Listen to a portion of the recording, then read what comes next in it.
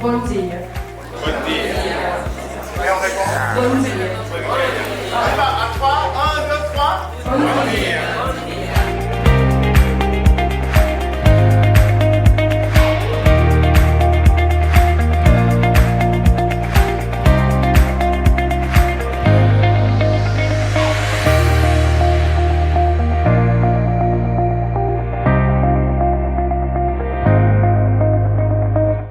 Nous a permis de créer des liens indélébiles, des amitiés sincères et des collaborations gagnantes. J'étais moi-même à Wagner College à New York. Je garde un souvenir vibrant des fellows africains avec qui j'ai vécu pendant 6 semaines, mais aussi de l'admiration de cet établissement avec qui des liens durables et productifs se sont créés avec les années.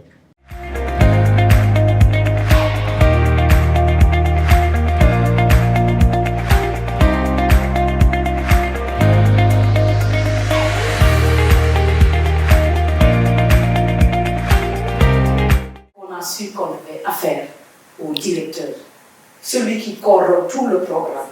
Et nous, qui venons de dire oui, nous faisons partie de plus de 43 000 jeunes sélectionnés, nous sommes 700 parmi 43. Mais ce jour-là, j'ai dit, mon takeaway d'aujourd'hui, c'est de dire, quelle que soit la position que où nous sommes, nous devons être humbles. C'est d'être dans ce programme.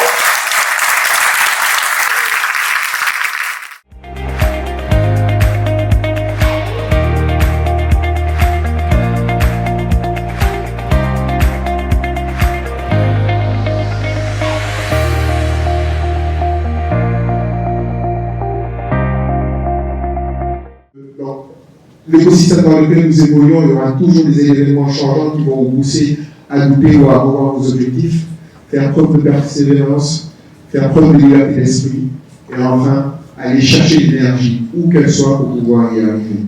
Nous avons partagé des moments puissants, relevé des défis ensemble et concrétisé des projets ambitieux au Sénégal, mais aussi sur tout le continent. Je crois que notre génération a pu avoir des ambitions africaines grâce au Mandela Washington Fellow.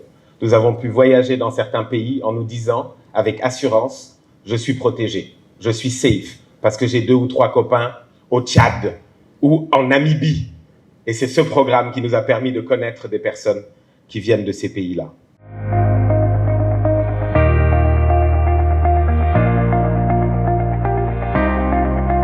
Mayam Soda ne peut pas faire une course sprint. Elle peut faire une course de fond. Elle sait que dans 5 ans, si je m'autodiscipline, je pourrais aujourd'hui prétendre à des grandes mesures. Lorsque je soutenais le président Diomaye, il y en a qui ont regardé. Ils disent, mais Mariam, tu vas perdre du temps. Mais aujourd'hui, j'ai eu la chance d'être la plus jeune députée du Sénégal, mais de faire élire le plus jeune président du Sénégal.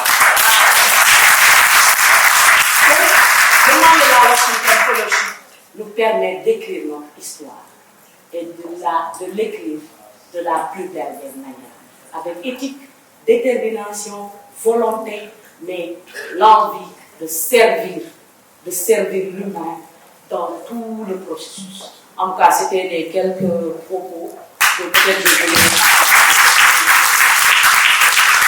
Merci.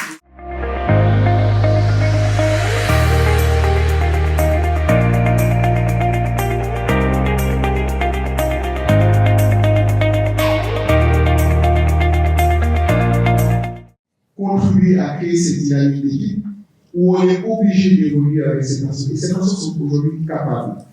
Et je reviendrai vraiment sur quelques principes du mot capable que je vous invite à retenir. Et quand je parle de capable, c'est d'abord faire preuve de compétence. Le leader, c'est quelqu'un qui est empathique, qui peut se mettre à la place des autres.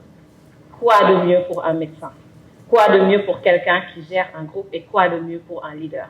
Juste pour vous donner un exemple de ce que le YALI peut te faire réaliser. J'ai souvent entendu parler de développement personnel, mais j'ai compris la définition après avoir fait le YALI. Je parle même plus que de développement personnel, mais de construction de soi. Et pourquoi cette construction de soi, elle est intéressante? Parce qu'ici, la matière première, c'est toi-même.